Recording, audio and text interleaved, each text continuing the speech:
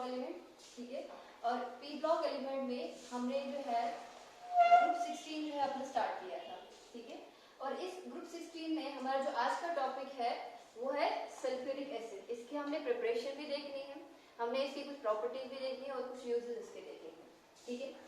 मैंने अभी समझे जो डायग्राम बनाई है ये कंटैक्ट प्रोसेस की डायग्राम। कंटैक्ट प्रोसेस जो है वो ऐसा प्रोसेस होता है जहां पर हम कमर्शियली जो है वो सल्फ्यूरिक एसिड को जो है वो प्रिपेयर करते हैं, ठीक है। इस पूरे प्रोसेस में क्या होती है, 3 रिएक्शन होती है, कुल 3 रिएक्शन होती है और ये पूरे प्लांट में जो है वही वाली रिएक्शन जो है वो चलती है, ठीक है। सबसे पहली चीज है जो सल्फ्यूरिक एसिड है उसको हम ऑयल ऑफ विट्रोल कहते हैं। इसको ऑयल ऑफ विट्रोल इसलिए कहते हैं बिकॉज पहले जमाने में क्या था कि इसको फेरस सल्फेट FeSO4 के साथ जो है वो क्या किया जाता है, बनाया जाता था, ठीक है। FeSO4 जो है वो यूज किया जाता है for the preparation of sulphuric acid. क्योंकि उस FeSO4 को हम ग्रीन विट्रोल कहते हैं और उसका ऑयली अपीयरेंस होती है, इसीलिए सल्फ्यूरिक एसिड को हम क्या कहते हैं, ऑयल ऑफ विट्रोल कहते हैं, ठीक है। अब अगर हम देखें इसकी मैन्युफैक्चर में 3 रिएक्शंस आती हैं। सबसे पहली रिएक्शन क्या है, production of sulphur dioxide. Sulphur dioxide दो तरीके से बनाया जा सकता है, या तो डायरेक्ट सल्फर को हम जो है वो ऑक्सीडाइज करेंगे with the help of oxygen, या तो दूसरी चीज ये हो सकती है कि हम जो है वो आयरन पायराइड FeS2 को जो है ऑक्सीडाइज करें। सबसे पहली चीज तो S8 plus oxygen gives sulphur dioxide. S8 का मतलब आपका सल्फर, ठीक है। यहाँ पे मैं 8 टाइम ऑक्सीजन लिखूंगी, 8 टाइम लिखूंगी सल्फर डाइऑक्साइड। तो एक तरीका ये है कि डायरेक्ट सल्फर को क्या करेंगे, हम ऑक्सीडाइज करेंगे। दूसरा तरीका क्या है, iron pyrite that is FeS2 plus oxygen. यहाँ पर क्या बनेगा आपके पास Fe2O3 बनेगा और प्लस आपके पास क्या बनेगा, सल्फर डाइऑक्साइड बनेगा, ठीक है। ये 4 टाइम आएगा आपके पास, ये 11 टाइम आएगा आपके पास, ठीक है। वो 2 टाइम एंड 8 टाइम आएगा,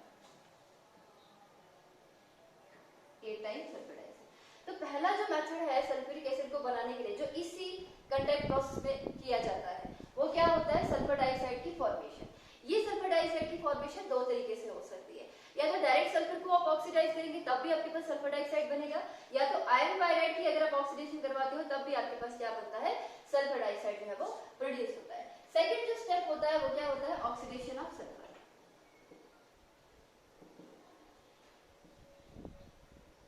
ऑक्सीडेशन ऑफ सल्फर डाइऑक्साइड। ये जो मेरे पास सल्फर डाइऑक्साइड बना इसकी क्या करवानी है, ऑक्सीडेशन करवानी है। दैट इज मेरे पास है सल्फर डाइऑक्साइड प्लस आएगा oxygen, it forms sulphur dioxide, ठीक है। क्या बनेगा मेरे पास, sulphur dioxide plus oxygen it gives sulphur dioxide. यहाँ पे जो डेल्टा H होता है वो नेगेटिव में होता है 196.6 किलो जूल पर मोल। क्योंकि यहाँ पे नेगेटिव में है दैट मींस ये रिएक्शन आपकी क्या है, एक्सोथर्मिक रिएक्शन, ठीक है। और अगर हम ली चैटलेट प्रिंसिपल के हिसाब से देखें कि सल्फर डाइऑक्साइड जो है अगर हमें ज्यादा अमाउंट में बनाना है तो हमें किन किन कंडीशंस की जो है वो जरूरत पड़ेगी। पहली चीज तो according to Le Chatelier principal,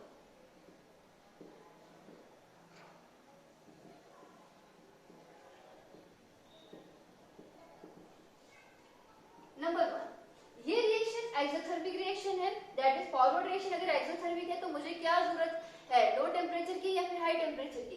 जाहिर सी बात है अगर फॉरवर्ड रिएक्शन में हीट रिलीज हो रही है तो मुझे कम टेम्परेचर देना पड़ेगा सल्फर डाइऑक्साइड की फॉर्मेशन के लिए। तो हम क्या लिखेंगे, लो टेम्परेचर इज नीडेड। लेकिन ऑप्टिमम टेम्परेचर की जरूरत पड़ती है कितना, 670 केल्विन से लेके 720 केल्विन तक। लो टेम्परेचर तो चाहिए लेकिन यहाँ पर क्या किया होता है, ऑप्टिमम टेम्परेचर की जरूरत पड़ती है रिएक्शन को स्टार्ट करने के लिए। वो कितना होता है आपका 670 से 720 तक। दूसरी चीज यहाँ पे देखो नंबर ऑफ मोल्स 2 + 1 3, यहाँ पर आपके पास 2 ही है। फॉरवर्ड रिएक्शन में नंबर ऑफ मोल्स कम हो रहे हैं तो फॉरवर्ड रिएक्शन हाई प्रेशर पे फेवरेबल होगी या फिर लो प्रेशर पे फेवरेबल होगी। हाई प्रेशर पे नंबर ऑफ मोल्स ज्यादा होते हैं, लो प्रेशर पे नंबर ऑफ मोल्स क्या होते हैं, कम होते हैं। फॉरवर्ड रिएक्शन में ऑलरेडी जो है आपके पास क्या है, नंबर ऑफ मोल्स कम है, दैट इज फॉरवर्ड रिएक्शन में लो प्रेशर है। इसको अगर हम प्रेशर को बढ़ाएंगे तो फॉरवर्ड रिएक्शन में वो प्रेशर जो है वो यूटिलाइज होगा, इसका मतलब हाई प्रेशर की जरूरत पड़ती है। लेकिन यहाँ पर उतने ज्यादा प्रेशर की जो है वो जरूरत नहीं पड़ती है, अप्रोक्सीमेटली 1.5 से लेके 2 तक जो है वो जरूरत पड़ती है। 1.5 से लेके 2 एटमॉस्फेरिक प्रेशर तक जो है वो हमें क्या पड़ती है, जरूरत पड़ती है। थर्ड होता है आपका कैटलिस्ट, कि इस रिएक्शन में कौन सा वाला कैटलिस्ट जो है वो इस्तेमाल किया जाता है। तो मैं यहाँ पे लिखती हूँ नंबर 3 कैटलिस्ट। यहाँ पे डाइवेनेडियम पेंटाऑक्साइड दैट इज B2O5 जो है वो कैटलिस्ट यहाँ पर यूज होता है। इसके अलावा एक्सेस ऑफ ऑक्सीजन चाहिए। ऑक्सीजन अगर ज्यादा होगा तब भी मेरे पास सल्फर ट्राइऑक्साइड बनेगा। फॉरवर्ड रिएक्शन में प्रेशर अगर ज्यादा करोगे तब भी सल्फर ट्राइऑक्साइड ज्यादा बनेगा। लो टेम्परेचर की जरूरत पड़ती है, लेकिन ऑप्टिमम टेम्परेचर कितना है आपके पास 670 से लेके 720 तक। और इसके अलावा यहाँ पर जो कैटलिस्ट यूज होता है वो होता है डाइवेनेडियम पेंटाऑक्साइड। तो पहला स्टेप होता है आपके पास सल्फर डाइऑक्साइड का बनाना। सेकंड स्टेप होता है सल्फर डाइऑक्साइड से सल्फर ट्राइऑक्साइड बनाना। अब थर्ड स्टेप होता है आपके पास क्या, उसी सल्फर ट्राइऑक्साइड से आपका sulphuric acid banana, that is conversion of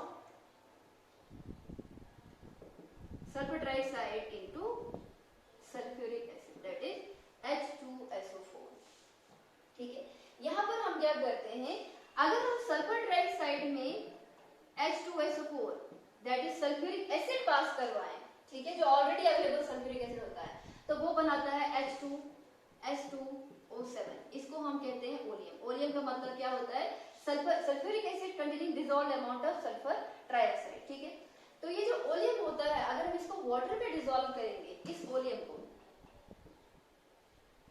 H2SO7 अगर हम इसको वाटर में डिसॉल्व करें तो आपके पास क्या बनेगा, आपके पास बनेगा twice of H2SO4 that is sulphuric acid. ठीक है, डिजायर्ड कंसंट्रेशन आपकी अपनी चॉइस है, आप कितना वाटर इसमें ऐड करोगे। तो सल्फर ट्राइऑक्साइड में ऑलरेडी अवेलेबल जो सल्फ्यूरिक एसिड होगा वो अगर पास करवाते हैं तो हमारे पास ओलियम बनता है। उस ओलियम में अगर आप वाटर ऐड करते हो डिजायर्ड क्वांटिटी का ओलियम, तो आपको desired concentration of sulphuric acid जो है वो बनता है। तो तीन प्रोसेस क्या क्या है, तीन स्टेप इसमें है। पहले जो सल्फर डाइऑक्साइड का बनाना, वो हम कैसे कर सकते हैं, डायरेक्ट सल्फर को ऑक्सीडाइज करके या फिर आयरन क्लोराइड को ऑक्सीडाइज करके। सेकंड, जो सल्फर डाइऑक्साइड बना उसको सल्फर ट्राइऑक्साइड में कन्वर्ट करना है बाय सिंपल ऑक्सीडेशन, ऑक्सीजन के साथ इसकी रिएक्शन करवाना। थर्ड, उसी सल्फर ट्राइऑक्साइड को हमें कन्वर्ट कर देना है किसमें, सल्फ्यूरिक एसिड में। कैसे करेंगे, उसको डायरेक्ट पहले सल्फ्यूरिक एसिड के साथ ट्रीट करेंगे तो आपके पास ओलियम बनेगा, उस ओलियम को वाटर के साथ ट्रीट करोगे तो आपके पास desired concentration of sulphuric acid जो है वो बनेगा।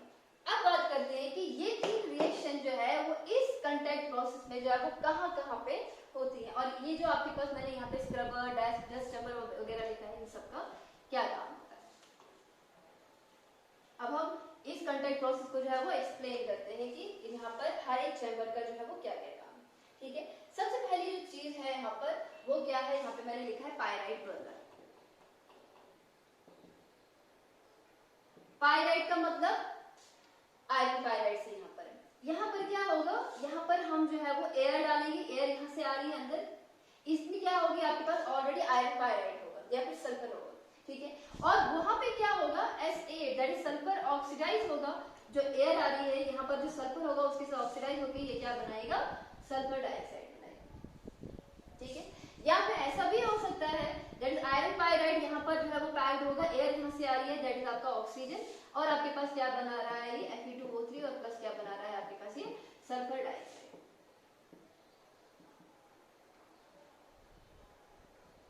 क्या बना रहा है, सल्फर डाइऑक्साइड बना रहा है। ठीक है, तो पहला जो आपके पास ये वाला चैम्बर होता है, इसमें आपके पास पायराइट और होती है या फिर आपके पास सल्फर होता है, एयर के साथ मिक्स करने पे ये क्या बनाते हैं, सल्फर डाइऑक्साइड बनाते हैं।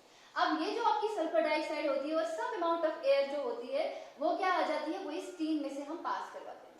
बहुत सारे मैंने यहाँ पे लिखे, dust chamber, scrubber, drying chamber, arsenic purifier, then converter. ठीक है, इन सब का काम क्या है, इन सब का काम ये है कि ये जो आपके पास सल्फर डाइऑक्साइड होती है जिसमें आपके पास थोड़ी सी एयर भी प्रेजेंट होती है, उसमें इंप्योरिटीज होती है, बहुत सारी तरह की आर्सेनिक की इंप्योरिटीज होती है, डस्ट प्रेजेंट होती है, वाटर सॉल्युबल इंप्योरिटीज होती है। अगर मैंने सल्फर डाइऑक्साइड को सल्फर ट्राइऑक्साइड में कन्वर्ट करना है तो सबसे पहले तो इस सल्फर डाइऑक्साइड को मैंने क्या करना है, कंप्लीटली प्यूरिफाई करना है। इसको हर किसी दूसरी गैस से, हर किसी इंप्योरिटी से क्या करना है, इससे जो है वो हमें उसको सेपरेट करना है। ठीक है, तो दूसरा जो हमारे पास पहला तो आता है आपके पास पायराइट बर्नर, सेकंड होता है आपके पास प्यूरिफाइंग यूनिट।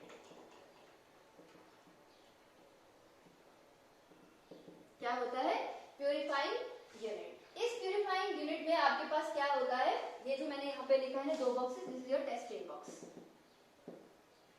प्यूरिफाइंग जो यूनिट है उस पे आपका डस्ट चैम्बर आता है, आपका स्क्रबर आता है, आपका ड्राइंग चैम्बर आता है, आर्सेनिक प्यूरिफायर आता है। ठीक है, बात करते हैं डस्ट चैम्बर की। अच्छा, इन सब का काम क्या है कि जो सल्फर डाइऑक्साइड में इंप्योरिटीज है उन सबको क्या करना, खत्म करना। तो डस्ट प्यूरिफायर में क्या होता है, ऊपर से स्टीम आ रही होती है।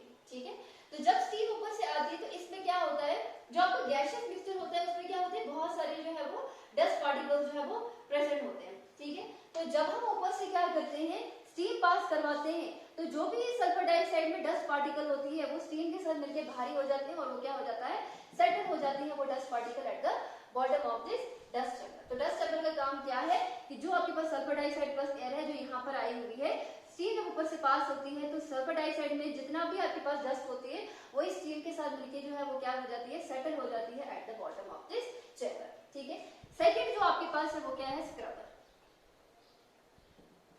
स्क्रबर में मैंने क्या किया है, अच्छा यहाँ से पास करने पे इस गैस को हम कूल करते हैं, कूल करने के बाद हम इसको स्क्रबर में डालते हैं। स्क्रबर में क्या होता है, ऊपर से जो है वो वाटर के वेपर्स आते हैं, ये ठीक है, या फिर सिंपल हम बोले कि यहाँ पर क्या होता है, ऊपर से हम जो है वो वाटर इसमें जो है वो ऐड करते हैं, इसके अंदर क्वार्ट्ज होता है। ठीक, तो जब ये सल्फर डाइऑक्साइड यहाँ पर आती है तो इसमें क्या होती है, कुछ वाटर सॉल्युबल इंप्योरिटीज होती है। तो स्क्रबर क्या करता है, सेपरेट करता है वाटर सॉल्युबल इंप्योरिटीज को।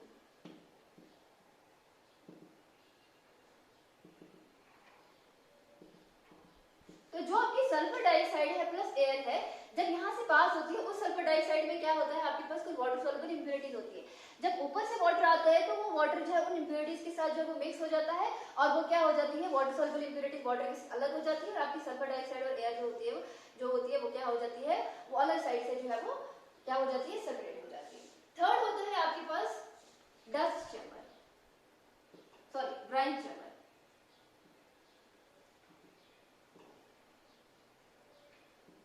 ड्राइंग चैम्बर का काम क्या है कि अब आप देख रहे हो कि यहाँ पर जो आपके पास वाटर यहाँ से आया तो सल्फर डाइऑक्साइड में कुछ ना कुछ वाटर होगा।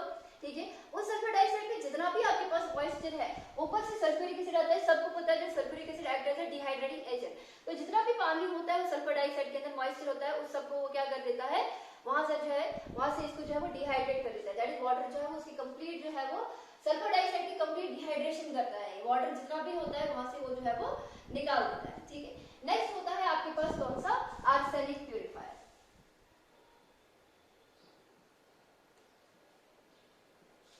आर्सेनिक प्यूरिफायर में क्या होते हैं, आपके पास शेल्स होते हैं किसके, फेरिक हाइड्रोक्साइड के। ठीक है, ये फेरिक हाइड्रोक्साइड क्या करता है कि यहाँ पर जो आपका सल्फर डाइऑक्साइड होता है उस पर क्या होती है, आर्सेनिक की इंप्योरिटीज होती है। ठीक है, तो जब हम सल्फर डाइऑक्साइड को यहाँ से पास करवाते हैं तो यहाँ पर जो आपका शेल होता है FeOH3 का, वो क्या करता है, उस आर्सेनिक को अपनी तरफ खींचता है।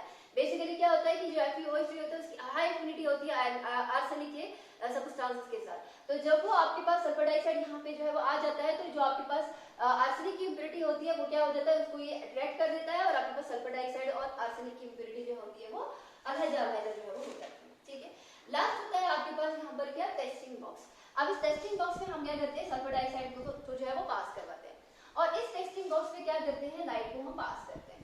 देखिए आप जानते हो कि किसी में भी अगर कोई भी इंप्योरिटी प्रेजेंट होती है, मैं लाइट को पास करवाऊंगी, पास ऑफ लाइट जो है वो विजिबल कब होगा, अगर मेरे पास वहां पर जो है वो कोई बड़े पार्टिकल होंगे जो लाइट को स्कैटर करेंगे और वो मेरी आंखों पे पड़ेगा, जो हमने टिंडल इफेक्ट पढ़ा था सरफेस केमिस्ट्री में।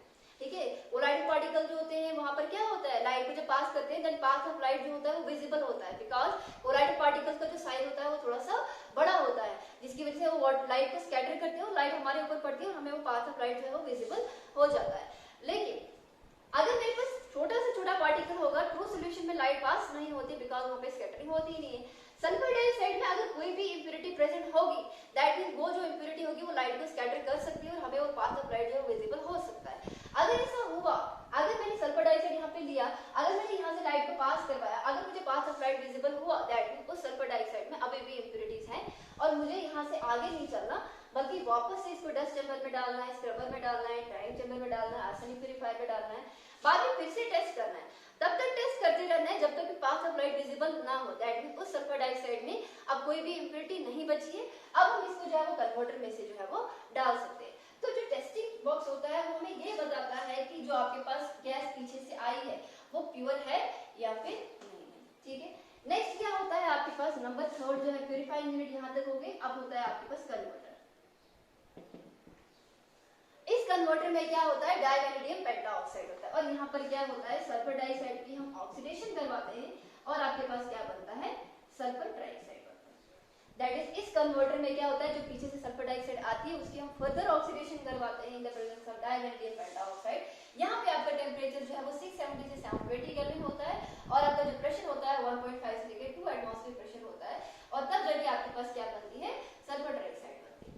लास्ट क्या होती है आपके पास जो चैम्बर होता है वो होता है एब्जॉर्प्शन टावर। इस एब्जॉर्प्शन टावर में क्या होता है, जो मेरे पास यहाँ से सल्फर डाइऑक्साइड आती है, ऊपर से मैं क्या पास करवा रही हूँ, सल्फ्यूरिक एसिड। तो जो मेरे पास सल्फर डाइऑक्साइड है उसको जब हम सल्फ्यूरिक एसिड से ट्रीट कराते हैं तो क्या बनता है, ओलियम H2S2O7। यहाँ से मैंने ओलियम लिखा है, यहाँ पे जो मैंने लिखा है ना, अगर कुछ बच्चों को नहीं दिखाई दे रहा है, दिस ओलियम, और ये क्या है, वेस्ट गैसेस है। जो भी सल्फर डाइऑक्साइड में जितनी भी गैसेस होंगी वेस्ट, वो यहाँ से निकल जाएगी और बाकी की सल्फर डाइऑक्साइड के ऊपर सल्फ्यूरिक एसिड ऐड होकर क्या बनाएगा, ओलियम बनाएगा। उस ओलियम को हम जो है वो दूसरे कंटेनर में जो है वो शिफ्ट करेंगे जहाँ पे मैंने वाटर लिया हुआ है। तो जब ये ओलियम वाटर के साथ मिलेगा तो आपके पास क्या बनाएगा, सल्फ्यूरिक एसिड बनाएगा डिजायर्ड कॉन्सेंट्रेशन। तो इस हिसाब से कंटेक्ट प्रोसेस से क्या होता है, नेट आपके पास जो है वो सल्फ्यूरिक एसिड बनता है ऑफ डिजायर्ड कॉन्सेंट्रेशन। ठीक है, तो ऐसे करके क्या होता है, आपका सल्फ्यूरिक एसिड जो है वो प्रोड्यूस होता है कंबशन। बात करते हैं अब इसकी केमिकल प्रॉपर्टीज की।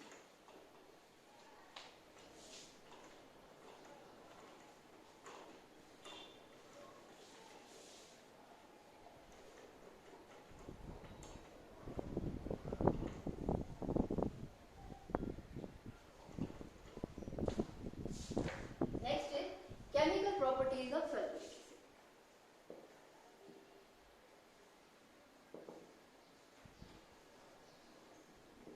हम जैसा जानते हैं कि सल्फ्यूरिक एसिड एक एसिड है, नंबर 1 क्या आएगा इसका, acidic character.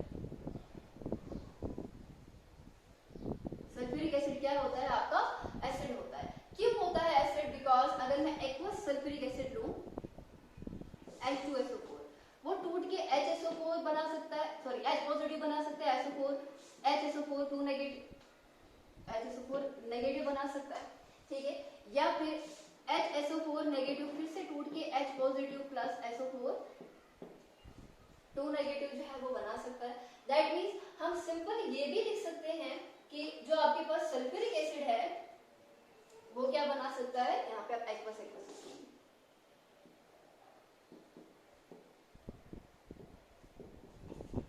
H2SO4 aqueous, it form twice of H positive ion plus SO4 2 negative ion। यहाँ पे ये तो था ये नेट कि सल्फ्यूरिक एसिड में 2 H है तो twice of H positive ion plus SO4 2 negative ion। But ये क्या करता है, पहले एक H जब देगा तो बाइसल्फेट आयन बनाता है, फिर बाइसल्फेट आयन फिर से टूट सकता है, आपके पास सल्फेट जो है वो बना सकता है। इसका मतलब ये 2 सीरीज का सॉल्ट जो है वो बना सकता है, क्योंकि ये एक H भी दे सकता है, ये 2 H भी दे सकता है। अगर एक H देगा तो आपके पास बाइसल्फाइड वाले जो है वो सॉल्ट बनेंगे, अगर 2 H देगा तो सल्फेट वाले आयन, सल्फेट वाले जो सॉल्ट हैं आपके पास वो वाले जो है वो बनेंगे। फॉर एग्जांपल बात करते हैं, अगर मेरे पास क्या है NaOH plus H2SO4 that is sulphuric acid, तो मेरे पास क्या बनेगा NaHSO4 प्लस वाटर। क्या बनेगा, यहाँ से मैंने NaHSO4, यहाँ पे एक H उस OH के साथ मिलकर वाटर, मतलब यहाँ पर क्या किया है सल्फ्यूरिक एसिड ने, एक ही H जो है वो दिया है, ठीक है। लेकिन अगर ये 2 H देगा तो उस केस में क्या होगा, NaOH plus H2SO4 it forms Na2SO4 plus water। तो अगर मेरे पास ये 2 H देगा तो उस केस में आपके पास क्या बनेगा, सोडियम सल्फेट बनेगा। इसका मतलब ये सोडियम बाइसल्फेट भी बना सकता है, ये सोडियम सल्फेट भी बना सकता है, डिपेंड करता है कि जो आपका सल्फ्यूरिक एसिड है वो कितने H दे रहा है। अगर वो एक H दे रहा है तो बाइसल्फेट, अगर वो 2 H दे रहा है तो सिंपल सल्फेट बनेगा, ठीक है। एसिड की कुछ और कैरेक्टरिस्टिक फीचर भी होती है, वो क्या होती है कि एसिड को जब हम मेटल के साथ रिएक्ट करवाते हैं तो वहां पे हाइड्रोजन गैस प्रोड्यूस होती है। मैं जिंक को सल्फ्यूरिक एसिड में जो है वो पास करवाऊं, मेरे पास क्या बनेगा ZnSO4 और प्लस मेरे पास बनेगी हाइड्रोजन गैस। मैं मैग्नीशियम को सल्फ्यूरिक एसिड के साथ रिएक्ट करवाऊं MgSO4 aqueous प्लस मेरे पास क्या बनेगी, हाइड्रोजन गैस जो है वो इवॉल्व होगी। दैट इज ये क्या बनाता है, रिस्पेक्टिव सल्फेट बनाता है और क्या करता है, हाइड्रोजन गैस को रिलीज करता है। तो ये जो मैंने दो लिखे ना, ये जस्टिफाई करते हैं कि जो आपका सल्फ्यूरिक एसिड होता है वो एक एसिड होता है, बिकॉज ये सॉल्ट बनाता है, बेस के साथ मिलने पे ये सॉल्ट प्लस वाटर बनाता है। वो सॉल्ट जो है वो दो तरीके के हो सकते हैं, सल्फेट भी हो सकता है, बाइसल्फेट भी हो सकता है, डिपेंड करता है कि इसने कितने एच दिए, एक देगा तो बाइसल्फेट, दो देगा तो सिंपल सल्फेट। तो मेटल के साथ रिएक्ट करने पे ये जो आपका सल्फ्यूरिक एसिड होता है, क्योंकि एसिड है तो ये क्या करेगा, हाइड्रोजन गैस को रिलीज करेगा। तो इससे भी पता चलता है कि जो आपका सल्फ्यूरिक एसिड है वो क्या है, एक एसिड। सेकंड जो इसकी कैरेक्टरिस्टिक प्रॉपर्टी है वो क्या है, ये एक्ट करता है as a good dehydrating agent. जो आपका सल्फ्यूरिक एसिड होता है वो वाटर को क्या करता है, वो वाटर को एब्सॉर्ब करता है, ठीक है। इसकी स्ट्रॉन्ग एफिनिटी होती है वाटर के साथ। सपोज करो इसमें एक एग्जांपल आती है chairing of sugar.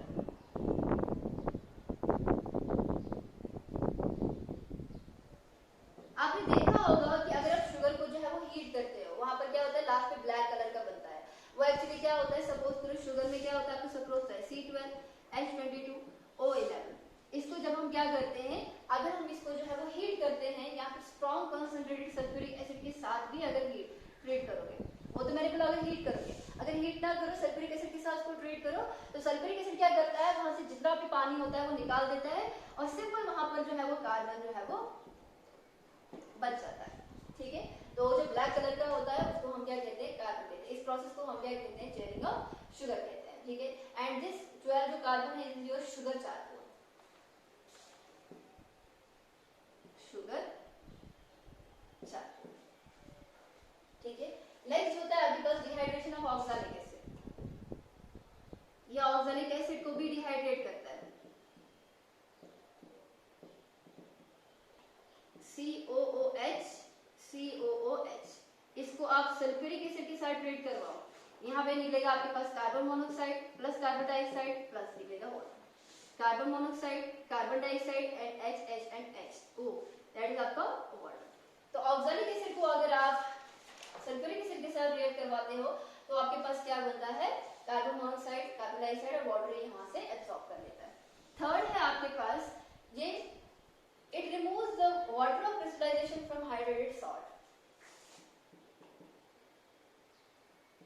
It removes water of hydration लिखो, from hydrated salts। बहुत सारे हाइड्रेटेड सॉल्ट्स है, जैसे आपके पास क्या है, कॉपर सल्फेट 5 टाइम्स वाटर, ये हाइड्रेटेड है, ठीक है, ब्लू कलर का होता है। इसको आप सल्फ्यूरिक एसिड के साथ पास करवाते हैं या सल्फ्यूरिक एसिड के साथ ट्रीट करवाते हैं, वाटर यहाँ से निकल जाता है, आपके पास बचता है सिंपल सल्फ्यूरिक एसिड और प्लस निकलता है यहाँ पे 5 टाइम्स वाटर, ठीक है। ये है आपके पास अनहाइड्रेटेड कॉपर सल्फेट और इसका कलर जो है वो व्हाइट होता है, इसका कलर जो है वो ब्लू होता है, ठीक है। नेक्स्ट है आपके पास इसी में dehydration of ethyl alcohol. Ethyl alcohol में से भी ये वाटर को रिलीज करता है या फिर वाटर को एब्सॉर्ब करता है, विद इन मॉलिक्यूल भी कर सकता है, बिटवीन टू मॉलिक्यूल भी कर सकता है। सपोज मेरे पास है CH3 CH2OH, this is your ethyl alcohol C2H5OH, ठीक है। इसको मैंने सल्फ्यूरिक एसिड से जो है वो ट्रीट किया, OH एक कार्बन से, H इधर वाले से, तो यहाँ से क्या बनेगा आपके पास CH2 डबल बॉन्ड CH2 और प्लस बनेगा आपके पास वाटर।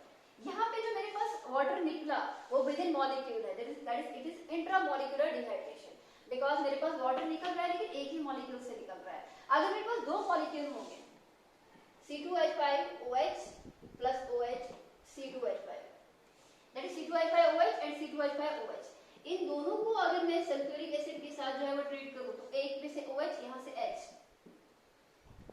मेरे पास वाटर निकल जाएगा, इधर क्या बचेगा C2H5O C2H5, that is diethyl ether. ये क्या बना मेरे पास, दिस इज इंटरमॉलिक्यूलर डिहाइड्रेशन। ये 410 केल्विन पे होता है और ऊपर वाली रिएक्शन 443 केल्विन पे जो है वो होती है। लेट मी सी कि आपको विजिबल है या फिर नहीं है। This is visible, okay. तो इथाइल अल्कोहल की डिहाइड्रेशन से आपका एल्कीन भी बन सकता कंडीशंस क्या है, ठीक है। और आपके पास ईथर भी बन सकता है और आपके पास जो है वो एल्कीन भी जो है वो बन सकता है, ठीक है। तो पहली रिएक्शन हमने जो है वो पढ़ी डिहाइड्रेशन, सॉरी पहली रिएक्शन हमने एसिडिक कैरेक्टर पढ़ी और सेकंड रिएक्शन हमने जो है वो डिहाइड्रेशन पढ़ी। थर्ड जो रिएक्शन हम पढ़ने जा रहे हैं दैट इज ऑक्सीडाइजिंग एजेंट।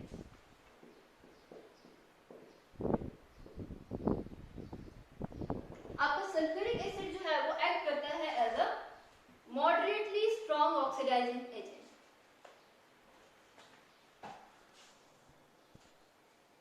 अब ऐसा क्यों होता है, बिकॉज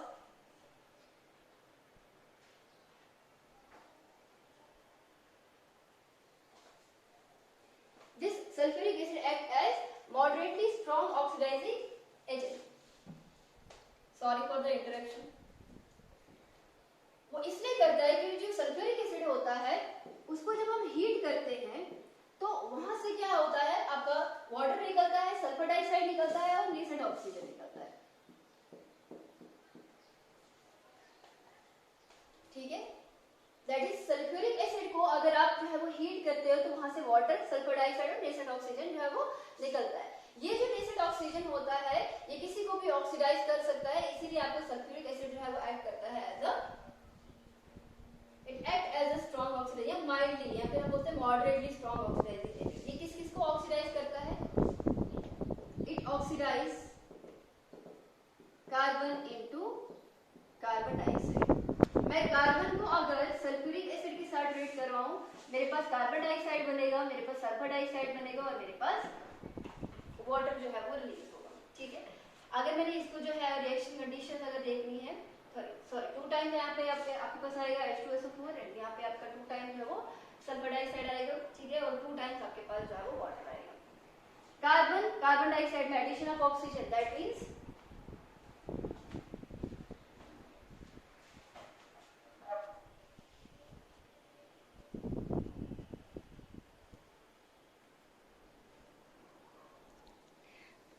कार्बन को ये क्या कर रहा है, कार्बन डाइऑक्साइड में जो है वो कन्वर्ट कर रहा है, इसका मतलब ये कार्बन को ऑक्सीडाइज कर रहा है, इसका मतलब यहाँ पर क्या हो रही है, आपके पास ऑक्सीडेशन हो रही है। Next it oxidise sulphur into sulphur dioxide, ठीक है। मैं सल्फर को अगर सल्फ्यूरिक एसिड से पास करवाऊं तो मेरे पास बनेगा सल्फर डाइऑक्साइड और प्लस बनेगा मेरे पास वाटर, ठीक है। तो यहाँ पर हम लिखेंगे 8 times, 16 times, 24 times sulphur dioxide and 16 times water, ठीक है। थर्ड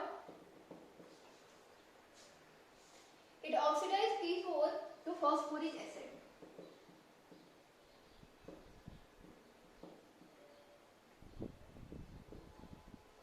ये फॉस्फोरस को जो है वो फॉस्फोरिक एसिड में जो है वो कन्वर्ट करता है। कैसे, P4 को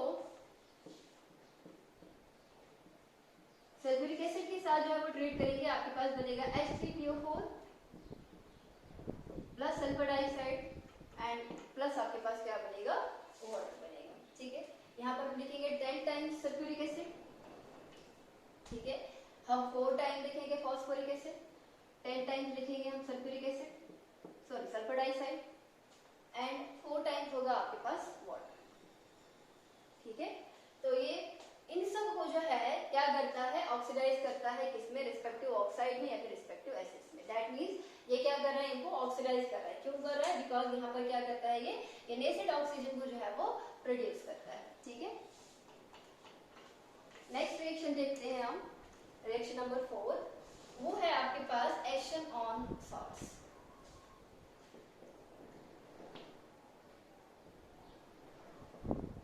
एक्शन ऑन सॉल्ट्स, इसमें क्या होते हैं, आपके पास डाइल्यूट एसिड के साथ अलग होता है, कॉन्संट्रेटेड के साथ अलग होता है। सबसे पहले हम देखेंगे विद डाइल्यूट एसिड्स, यहाँ पे डाइल्यूट सल्फ्यूरिक एसिड। इस केस में आपके पास क्या बनता है, मोर वोलेटाइल सॉल्ट्स बनते हैं,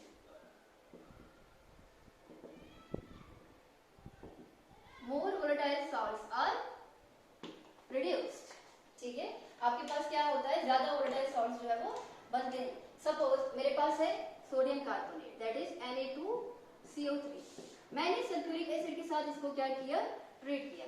अब मेरे पास जो है वो बाइसल्फेट भी बन सकता है और मेरे पास जो है वो सल्फेट भी बन सकता है। मैं सबसे पहले सल्फेट की बात जो है वो करती हूँ। मेरे पास क्या आएगा, Na2SO4, Na2SO4, यहाँ पे बनेगा H2CO3।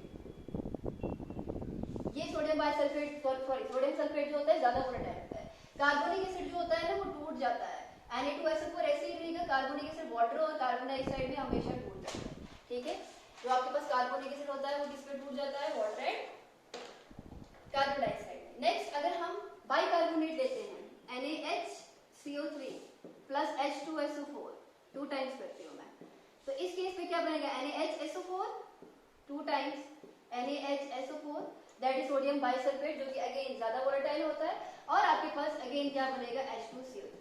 मैंने पहले ही बोला दैट H2CO3 जो होता है वो क्या हो जाता है, वो टूट जाता है हमेशा किसमें, वाटर एंड कार्बन डाइऑक्साइड। ठीक है।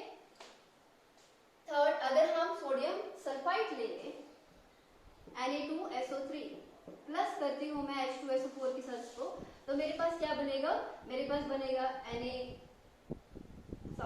सोडियम सल्फाइड जो है, ठीक है, सोडियम सल्फाइड जो है वो किस पे चेंज हो जाएगा, Na2SO4 में, और ये क्या बनाएगा, H2SO3 that is sulphurous acid H2SO3।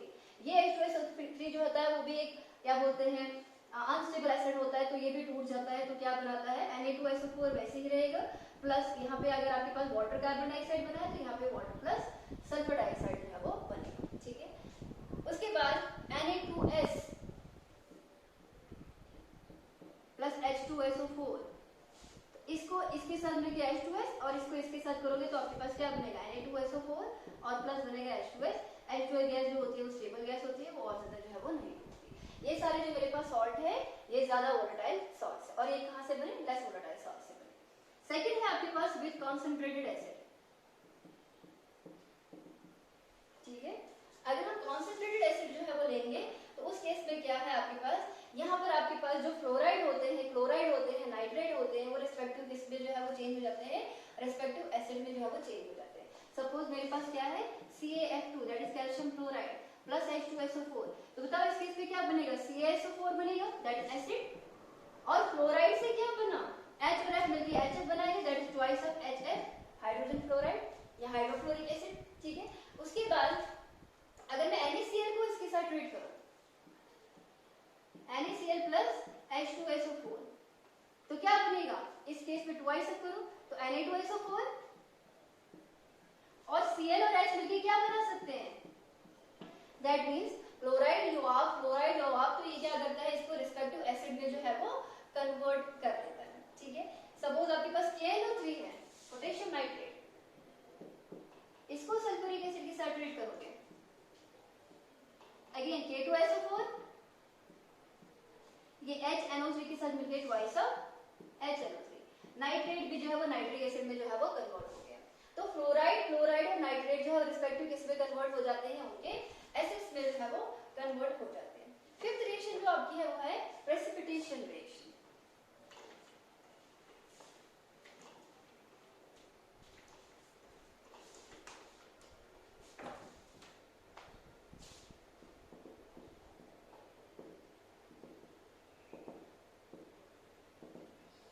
Number 5 क्या है आपके पास, प्रेसिपिटेशन रिएक्शन। बेरियम क्लोराइड, इसको सल्फ्यूरिक एसिड के साथ ट्रीट करो। प्रेसिपिटेशन रिएक्शन में क्या होता है कि दो क्लियर सब्सटेंसेस को या क्लियर जो आपके पास लिक्विड होते हैं उनको आप ट्रीट करोगे तो आपके पास क्या करता होता है, व्हाइट सॉलिड सब्सटेंस बनता है ड्यूरिंग द रिएक्शन, उसको हम क्या कहते हैं, प्रेसिपिटेशन रिएक्शन कहते हैं। जैसे यहाँ पर क्या होता है, यहाँ पर जो है वो एक्सचेंज ऑफ आयन होगा, ये आपके पास जो है वो बेरियम सल्फेट बनाएगा, जो कि आपके पास जो है यहाँ पे नीचे के लिए दैट प्रेसिपिटेट है, और ये H और इसके साथ मिलकर क्या बनाएगा, ट्वाइस ऑफ HCl, ये क्या होता है, व्हाइट ब्यूटी। ये दोनों क्लियर सॉल्यूशन होते हैं, दोनों को जो ही मिक्स किया आपके पास सब्सटेंस सॉलिड सॉलिड बनेगा, और वहां वो कहां पे बैठ जाएगा, बॉटम में बैठ जाएगा।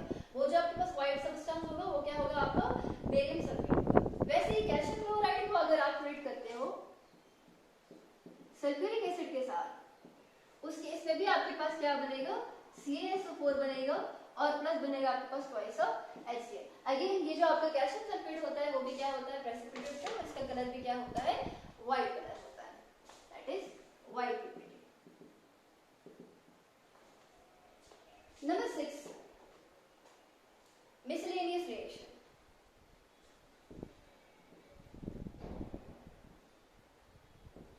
मिसलेनियस रिएक्शन ऐसी रिएक्शन होती है जिनका किसी और रिएक्शन के साथ कोई लेना देना नहीं होता है, अपने आप में इनकी एग्जिस्टेंस होती है। ठीक है, ये अलग अलग टाइप की रिएक्शंस है। जैसे आपके पास क्या है, सल्फोनेशन, इसमें सबसे पहले क्या आएगी, सल्फोनेशन। बेंजीन की सल्फोनेशन H2SO4 के साथ, तो क्या होगा इस केस में, यहाँ पे आपके पास जो है 330 केल्विन होता है, इसका एक H इसके OH के साथ मिलेगा और आपके पास क्या बनेगा, वाटर। यहाँ पे आपका SO3H जो है वो आ जाता है। बेंजीन सल्फोनिक एसिड इसको कहते हैं। और प्लस क्या निकलता है, यहाँ पे वाटर निकलता है। वाटर कैसे, इसका H और इसका OH, सल्फ्यूरिक एसिड का OH। ठीक है, नेक्स्ट है आपके पास रिएक्शन में सल्फर ट्राइऑक्साइड।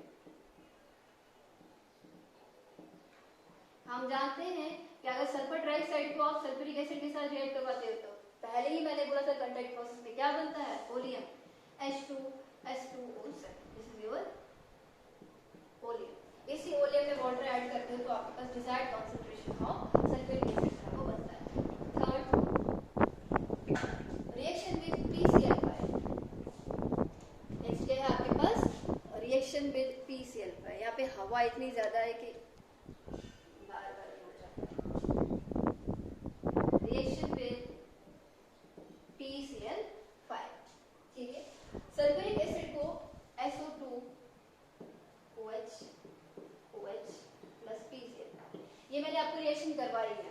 ठीक है, फॉस्फोरस डाइक्लोराइड, इसका OH निकल जाता है, इसका OH निकल जाता है, यहाँ पर आपके पास Cl आ जाता है और आपके पास क्या बनता है, SO2, इधर भी Cl इधर भी Cl, that is SO2Cl2, that is ये क्या आएगा आपके पास, सल्फ्यूराइल क्लोराइड। और प्लस आपके पास क्या बनेगा, यहाँ पर देखिए आपके पास क्या हो सकता है, हम जानते हैं कि हमेशा जब PCl5 होता है तो आपके पास POCl3 बनता है और प्लस HCl बनता है। इसको अगर यहाँ पर आप देखोगे तो आपके पास डायरेक्ट जितना भी आपके पास जो है, देखो यहाँ पे 1 2 3 4 5 एंड 6। ठीक है, देन इसको मैंने रिएक्शन को बैलेंस नहीं किया है। हाँ, मैंने रिएक्शन को बैलेंस नहीं किया, मैंने डायरेक्ट क्या लिखा कि OH को निकाल के जो है वो मैंने इसको बैलेंस नहीं किया, ये अनबैलेंस है। लेकिन इस केस में क्या होता है, OH यहाँ से निकल जाता है, यहाँ पर आपके पास जो है वो Cl आ जाता है और आपके पास क्या बनता है, सल्फ्यूराइल क्लोराइड बनता है। ठीक है, इस रिएक्शन को मैं बैलेंस करती हूँ। हम यहाँ पर लिखेंगे 2 टाइम्स। ठीक है, और इधर भी आप लिखोगे 2 टाइम्स और आप 2 टाइम HCl लिखेंगे। अभी देख लेते हैं, 3 into 2 6 7 8 9 10। ठीक, रिएक्शन जो है वो बैलेंस हो गई। दैट इज अगर सल्फ्यूरिक एसिड को PCl5 के साथ रिएक्ट करवाते हो तो आपके पास क्या बनता है, आपके पास बनता है सल्फ्यूराइल क्लोराइड। ठीक है, अब ऐसे भी कर सकते हो कि आप एक सल्फर को पहले निकाल दोगे। ठीक है, दैट एक OH को निकाल के वहां पे Cl लगा सकते हो, डायरेक्ट सल्फ्यूराइल क्लोराइड जो है वो नहीं बनाने की जरूरत है, लेकिन यहाँ पे एंड प्रोडक्ट जो है वो हमेशा सल्फ्यूराइल क्लोराइड ही बनता है। इसके स्ट्रक्चर अगर हम देखें, सल्फ्यूरिक एसिड का स्ट्रक्चर,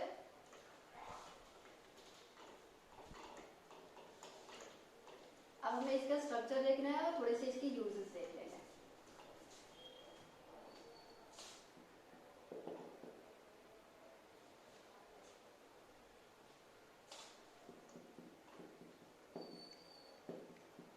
H2SO4। ठीक है, और ये जो आपके पास होता है, इसका जो स्ट्रक्चर होता है वो टेट्राहेड्रल होता है। Hybridisation is sp3। ठीक है, बात करते हैं इसकी यूजेस की। इसका जो पहला यूज है वो ये है कि बाकी जो एसिड्स होते हैं, प्रिपरेशन ऑफ HCl,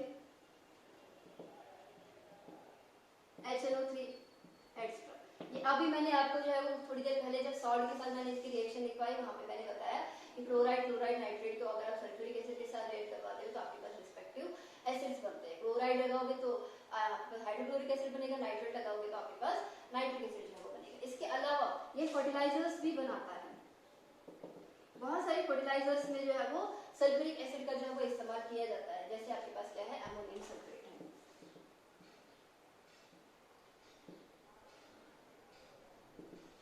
ठीक है, number 3 mixture of sulphuric acid और जो आपका नाइट्रिक एसिड होता है वो यूज होता है in the manufacture of picric acid. Mixture of HNO3 and H2SO4 is used in the preparation of trinitrodolvene, that is TNT, and picric acid। ये मैं आपको ऑलरेडी जो है वो पीछे ऑलरेडी जो है वो पढ़ा चुकी हूँ, और बेसिकली ये दोनों क्या होते हैं एक्सप्लोसिव्स होते हैं। ठीक है, नंबर 4 ये लेड एक्यूमुलेटर्स में भी यूज होता है। इलेक्ट्रोकेमिस्ट्री में याद करो जब मैंने यहाँ पे लेड स्टोरेज सेल पढ़ा है तो वहाँ पे जो आपका इलेक्ट्रोलाइट होता है वो सल्फ्यूरिक एसिड भी होता है ही होता है। नेक्स्ट है आपके पास लास्ट एक अच्छा लैब